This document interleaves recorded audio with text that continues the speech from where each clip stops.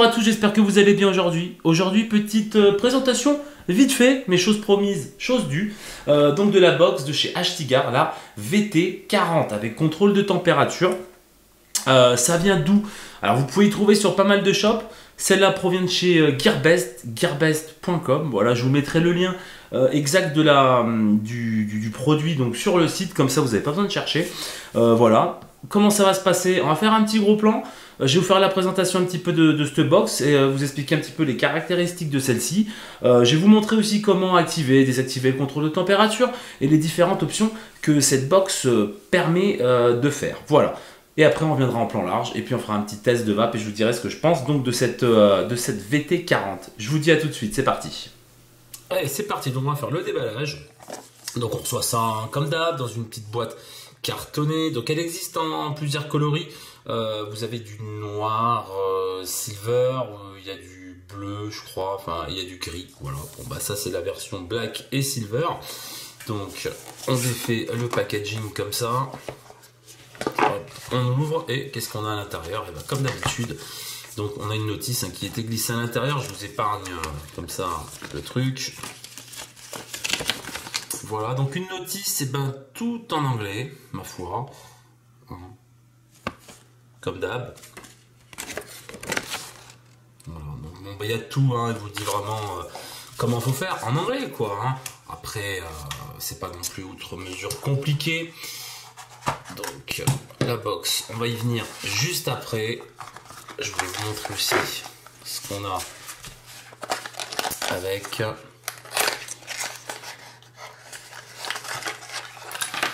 Bah alors on a un câble de rechargement. Donc hein, si vous me suivez, vous savez que j'en ai horreur des câbles comme ça.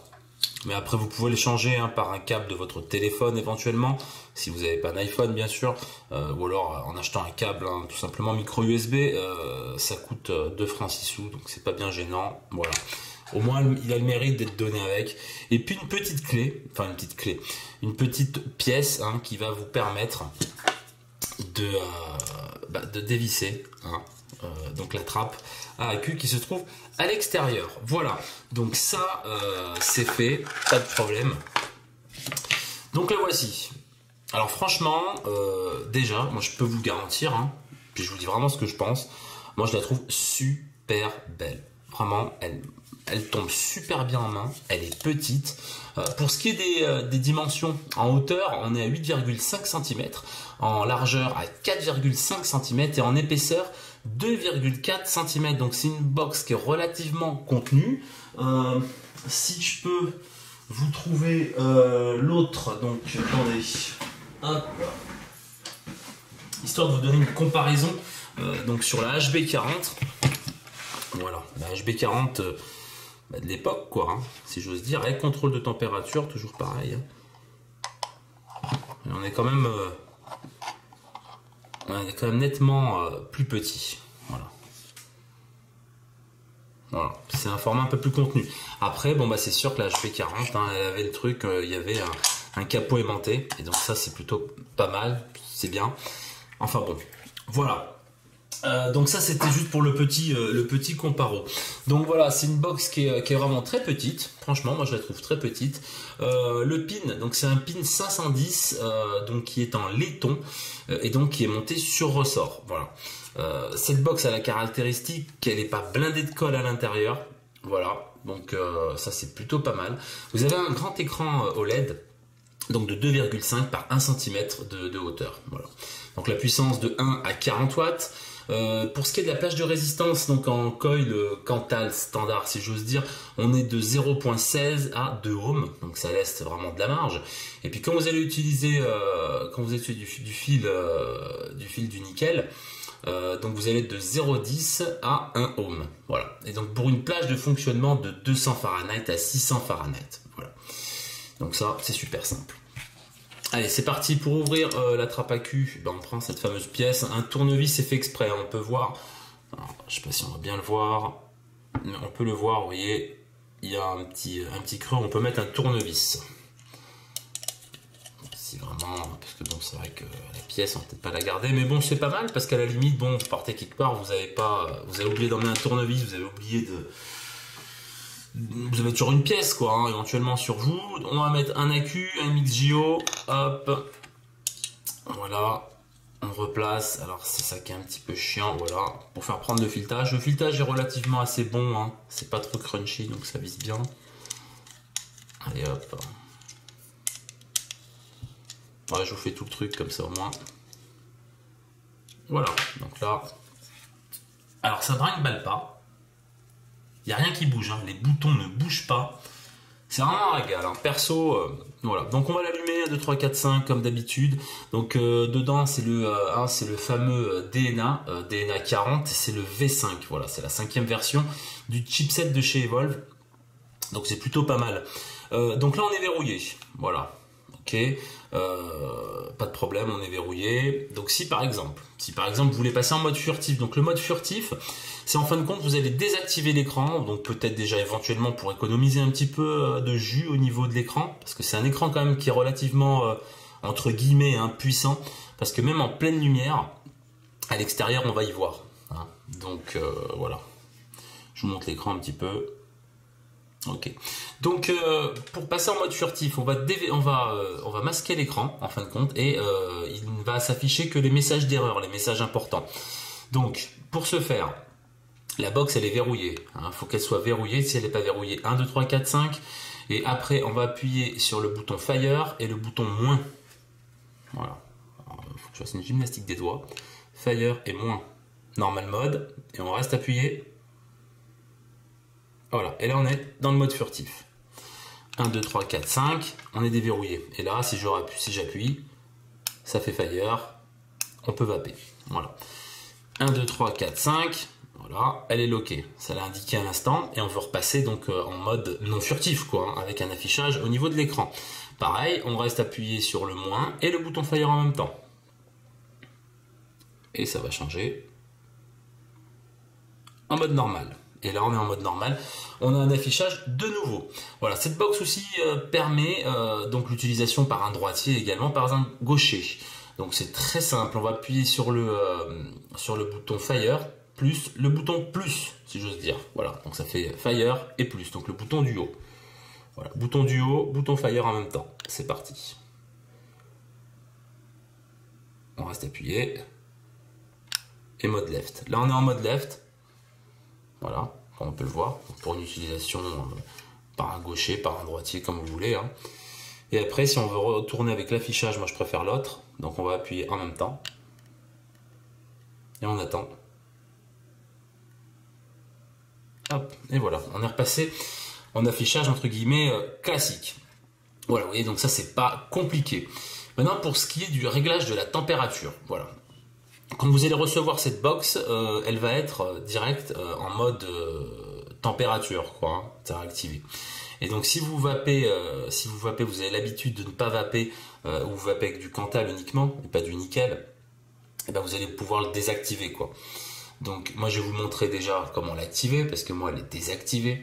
Donc là-dessus c'est toujours pareil, tous les réglages se font avec la box verrouillée, d'accord ? Voilà, donc la box verrouillée, il faut appuyer simultanément sur le bouton plus et moins pendant 2 secondes. Donc plus et moins pendant 2 secondes. Voilà. Comme on a pu le voir, on était sur off. Donc là, vous pouvez régler donc vos degrés Fahrenheit. Donc, juste appuyer. Voilà, les Celsius. Donc vous réglez comme vous voulez. Hein. Je vais faire un réglage bidon. Celsius, il faut que je repasse comme ça. Voilà.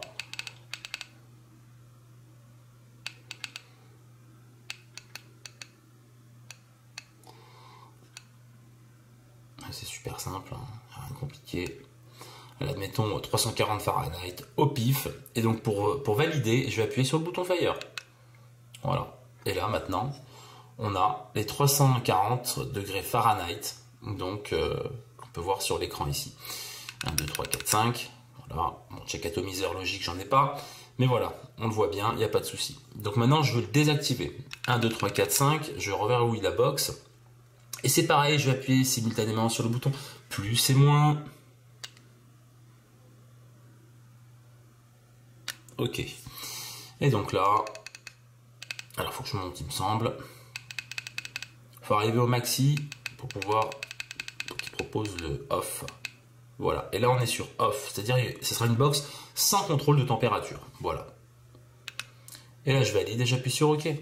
Et simplement, donc au niveau du contrôle de température, vous voyez, il n'y a plus de valeur. Il y a juste le F de Fahrenheit. Et donc voilà, donc c'est impeccable, il n'y a pas de souci. Vous vapez sans mode de température, vous pouvez vaper safe avec du Cantal, il n'y a pas de problème.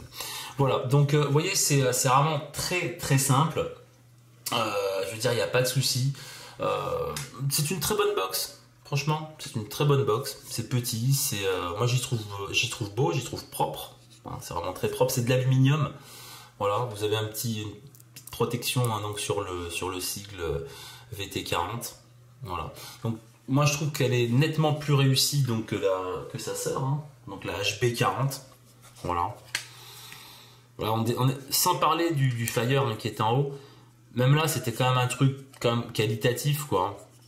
Mais là moi je trouve qu'on a monté d'un cran. Le problème c'est le prix aussi quoi. Mais ça on en parlera un petit peu en plan large. Voilà, donc je pense que je vous ai fait le tour du propriétaire donc de cette box. Vous voyez, pour les réglages et tout ça c'est super simple. Voilà. Et puis bon après hein, le port hein, pour la recharger ici. Donc c'est du micro USB. Vous avez une petite LED qui va s'afficher hein, rouge quand c'est chargé. Voilà. Quand c'est en charge je veux dire. Pour ce qui est du temps de chargement, donc avec un accu hein, j'ai pu mesurer. Environ il faut compter 2h30. Donc avec un chargeur à 1 ampère. Voilà. Un chargeur de téléphone classique qui fait 1 ampère, donc il faut compter 2h30 pour recharger les 3000 mAh. Si vous avez un chargeur externe, c'est peut-être pas plus mal aussi, mais bon après vous faites comme vous voulez. Voilà. Allez, je vous dis à tout de suite, on se retrouve donc en plan large pour la conclusion donc de cette VT40. Et ben nous voici de retour, donc ça y est, vous avez vu un petit peu le déballage, un petit peu le fonctionnement, hein, on va rester sommaire et tout. Bon moi ça fait un petit moment que j'ai eu à tester cette box. Point de vue look, moi je lui donne un 10 sur 10. Point de vue, facilité d'utilisation, 8 sur 10 moi je suis un peu allergique au fait de dévisser pour changer d'accu. Mais bon, j'ai repris l'habitude d'utiliser donc un chargeur de téléphone, un chargeur classique, qu'on branche. Et au final, ça fait le truc, quoi. Ça fait la blague. Pas de souci. Comme j'ai dit, donc en gros plan, il n'y a rien qui bouge. On peut secouer la box dans tous les sens, il n'y a rien qui bouge, les boutons c'est top, ils ont été usinés au plus juste. Et là-dessus, il n'y a pas de problème. Pour ce qui est donc du Plot 510, pas de souci. Hormis le fait que vu que c'est un pin sur ressort, et franchement, c'est obligatoire, vous allez laisser des marques. Au niveau de l'aluminium, hein, à force de visser votre atole, dévisser, voilà. Donc faut pas trop serrer comme une brute. Et puis faites très attention donc à vos atomiseurs, le Plot 510 de l'atomiseur qui ressort pas trop, parce que s'il ressort trop et si vous voulez vraiment arriver vraiment flush hein, contre la box qui est pas de jour, vous allez avoir tendance à serrer et puis le problème c'est que voilà quoi, c'est ça qui abîme vraiment les connectiques quoi. Mais sinon franchement j'ai rien à reprocher. Question look, elle est très très bien, c'est de l'aluminium, c'est pas trop lourd franchement, ça se tient super bien en main. C'est carrément moins lourd hein, qu'une Evic VT et compagnie quoi, hein. Point de vue hauteur, on est peut-être un tout petit chouille plus grand qu'une Evic VT. Point de vue largeur, ça se vaut, mais voilà, c'est une box quand même relativement qualitative par rapport à l'autre modèle, la HB40.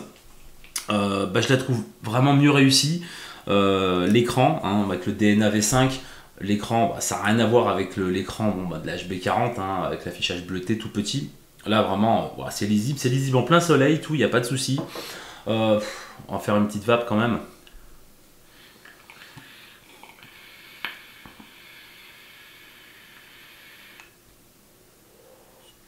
Ça vape super bien, il y a 0 temps de latence au niveau du Fire. On fait Fire, tout de suite.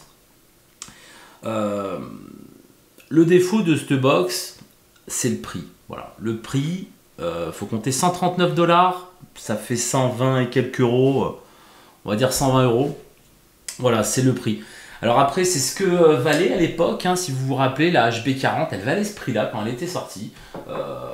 Parce que si ça marche, hein, autant y mettre à ce prix. Hein. Voilà, c'est ce que disent les constructeurs. Donc bon, voilà. Et puis bon, là, maintenant, elle a baissé, donc celle-là baissera de prix. Donc est-ce que c'est une bonne affaire? Oui. Par rapport au prix, bon ben c'est vrai que j'aurais bien vu un tout petit peu moins cher quand même, hein. Mais après bon, on n'a rien sans rien, hein. C'est un truc vraiment qualitatif. Franchement, mis à part le fait qu'il faut visser là pour changer l'accu, bah honnêtement j'y trouve pas de défaut, hein. Il y a une très bonne prise en main, il y a des nervures et tout, c'est très joli. Franchement c'est très très joli. Il n'y a rien à dire. Il n'y a vraiment rien à dire sur cette box. Moi j'y trouve très bien quoi. Voilà. Bah écoutez, après à vous de voir. Si vous voulez peut-être la choper en occasion, ça peut être un bon plan. Ou alors vous faire plaisir. Bah, pourquoi pas, à la limite. C'est dispo chez Gearbest. Ça sera peut-être dispo sur des boutiques FR, peut-être, je sais pas, parce que moi j'ai pas trouvé comme ça. Après j'ai pas cherché toute la nuit, je vais vous dire. Mais j'ai pas trouvé tout de suite. Donc bon. Voilà. Allez, une petite vape quand même.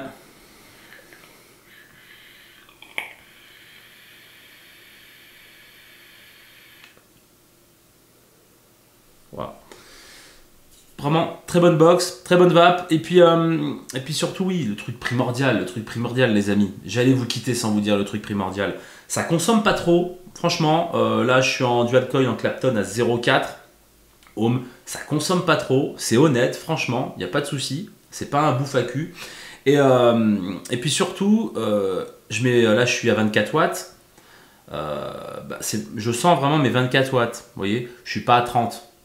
Je suis pas à 19.